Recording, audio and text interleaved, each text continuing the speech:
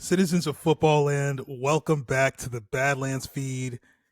It's a crossover TOJ slash Buck the Trend. What's going on? It's Will P in the house, along with me, of course, Dan. What's going on, Will? How you doing, bro? Citizens, baby. I've been waiting for a while to say it. No, it's exciting times. So we get a football game tomorrow. It might be the preseason. We might not see 47 of the 53 guys who will be in the roster, but it's football nonetheless. And preseason highlights are here. It's a great step above the trash that gets thrown out of camp takes. We are going to get some preseason takes. Joe Milton's the savior. Tommy DeVito's better than Drew Lock. We've gotten a lot of these things today already. I'm fired up and ready to go. It's a beautiful, beautiful thing, man. Once you really start seeing the real ball getting played, man, it's beautiful. There's nothing like it. It's finally that season. Yeah, look, it's fun. It's fun to just watch guys like play in a real stadium. Yes. And not have the practice like this was a sack on this one and this one-on-one drill, and you're like, man, it took him 12 seconds to get to the quarterback, not a sack. But at least now we have some football and good stuff to talk about. Exactly. And speaking of which, we got a lot of news leading up to this preseason game. We're of course going to preview what's going to happen in the Jets' first preseason game. But want to start off with some news about Mike Williams. He's back.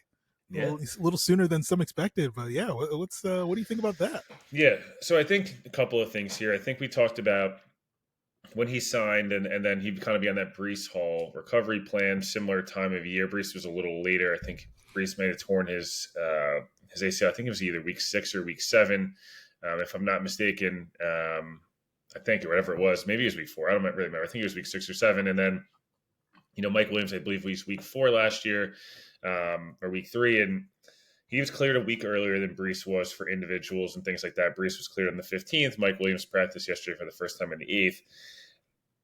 Watching, being at camp a bunch, and I think the Jets offense could be really good. I think the offensive line significantly improved. I think the running back room's really good. Rodgers looks great. Garrett Wilson looks like a superstar, which we'll touch on.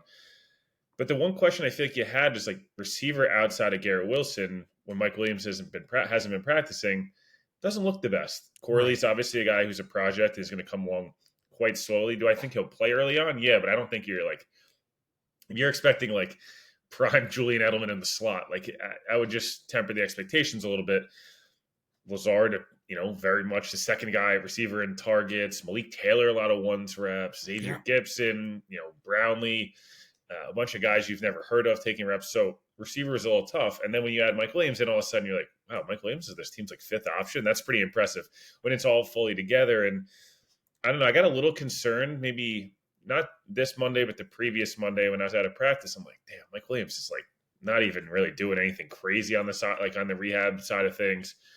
And then all of a sudden, he looked pretty good in practice yesterday doing individual drills. So my expectations are he'll play week 1. I don't know how much, but just having him out there and then having Alan Lazard now be like your 6th option as an offense. And now it starts to really round into form. So him practicing and him being just around now is going to be such a beneficial thing. And we've seen Rodgers all camp.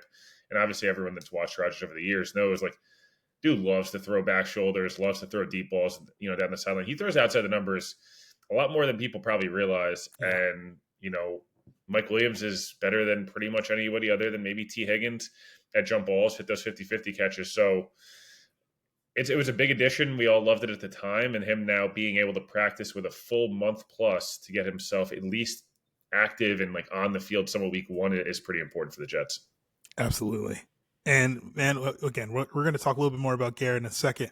But it's really exciting what that's going to open up for him because there's some interesting opportunities and a lot of the situations he's getting put in. And, we saw that hilarious video of the young fan who's just like, Garrett's going to cook Manuel Forbes. And then he did.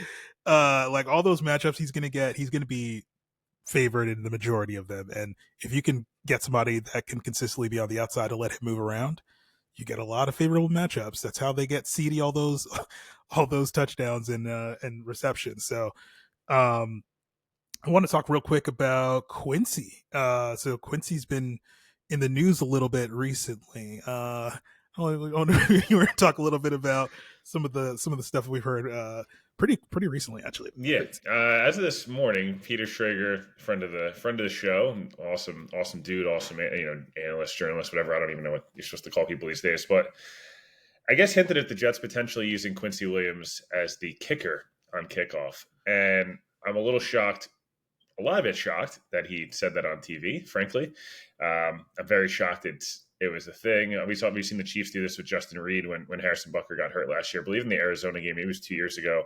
Mm-hmm. Teams are going to have a lot of wrinkles, and I think we've talked a lot about this. I was on Zach Rosenblatt's pod yesterday talking a little bit about, hey, it's like going to be really cool to see the kickoff stuff live and in person, but it's hard to know what teams are really going to do. And you just think of, I don't know, I just assume Denver is going to be awesome on special teams because Mike Westhoff used to be super creative with a lot of different things the Jets would do on try to block punts and then ways the Jets would return kicks and things like that. All the teams are obviously going to roll out different wrinkles. Who are they going to play on kickoff, specifically on kickoff return? Who do you have return? More importantly, who do you have going to chase guys down? Do you play all defensive guys? Because in the past, kickoff was usually a couple of bigger dudes in terms of linebackers and things like that, but a lot of receivers, a lot of running backs, a lot of DBs. Now do teams change up their philosophy? And Quincy's one of the 5 or 6 most athletic guys in the Jets, just probably pound for pound, one of the 2 or 3 most athletic, and obviously is an incredible, hitter and things like that. So to the Jets, it worries me slightly. Hey, is it worth it to have Quincy have, hopefully the Jets score a lot of points. Is it worth 5 or 6 more, reps a game? But also, could he be the dynamic? Would you rather have Quincy Williams or Greg Zuerlein tackling somebody? Right. So, right. I don't know. What do you think of it? I know, again, it's all kind of speculation, and I'm not really sure. Again, the Jets probably wanted that out there, but now that it is, I feel like we could talk about it. Right. Yeah, I mean, again, like you're saying, it'd be great to have 11 guys on the field who can actually make a tackle. So it's definitely ideal, especially the way things are with the new setup. It's you are penalized, of course, for bad kicks, but not as much. And if you guys can make their way through there, again, things you almost don't want the kicker at the big leg, right? Because if it's between the 20s and the ball's in play, you're rewarded as opposed to, I think, yeah, exactly, right. So yeah, it's interesting. I think that would be the pretty cool approach, and I do wonder if Kansas City will end up doing that with Justin Reed. And so the one thing I wanted to point out, it's interesting to me because I feel like I wonder if offensive coaches will get more involved with the return game. I feel like in terms of coverage, that has to be your special teams coach because defensive coaches can put the right guys in, but they don't know much about coverage. But I do feel like some offensive coaching staffs will get involved with because it really does look like a long running play.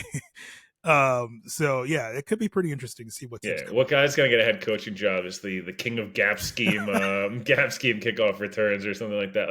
Exactly. I wonder, and we didn't see it a lot of it unless I missed it, and I am interested to see if guys that were coaching the XFL or coaching the CFL, or it was XFL, but it's kind of weird. I didn't really hear much of this team brought this guy in as a consultant just for kickoff returns, having experience.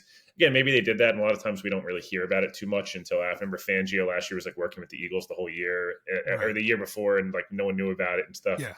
And it'd just be interesting to see is that a pathway down the line? We've seen special teams coaches like Harbaugh and Joe Judge and stuff get head coaching jobs. I know it's crazy and it's nothing to do with what we're about to talk about, but it will be interesting if some teams just unbelievable kickoff returns this year.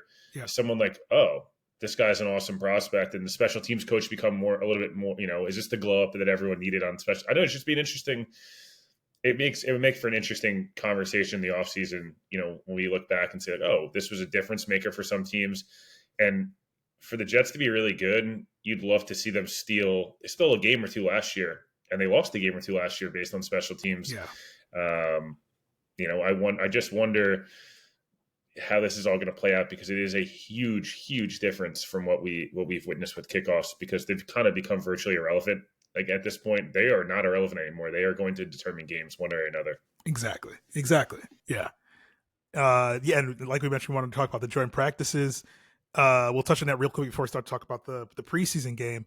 Joint practices, a little preview for the preseason game that's coming up, of course. But man, Garrett Wilson looked real good, bro.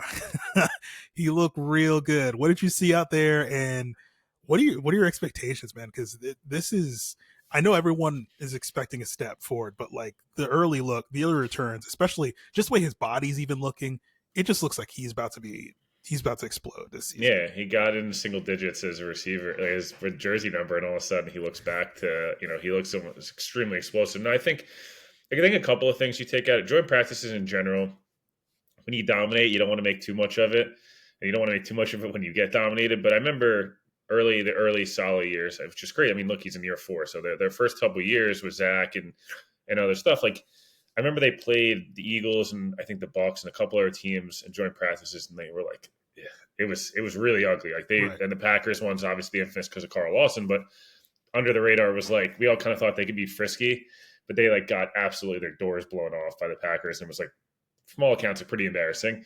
Yeah. And then I think back to last year, and as much as we thought the Jets were going to be good, the joint practices, the Bucks one was okay. Like they looked solid. The Bucks and the Jets were both competitive teams in different respects. But I remember the Giants one, like they didn't look great, and then the Panthers one, they were horrible. And Yeah. on the offensive side of the football, and it's obviously the infamous Hard Knocks clips and stuff. Like, well, I don't think Washington's going to be very good. I think they've got some nice, exciting pieces on both sides of the ball. I think the guys they added in free agency are all extremely old and all washed, and I'm not really sure why we're like getting really excited about Bobby Wagner, Zach Ertz, and Austin Eckler in 2024.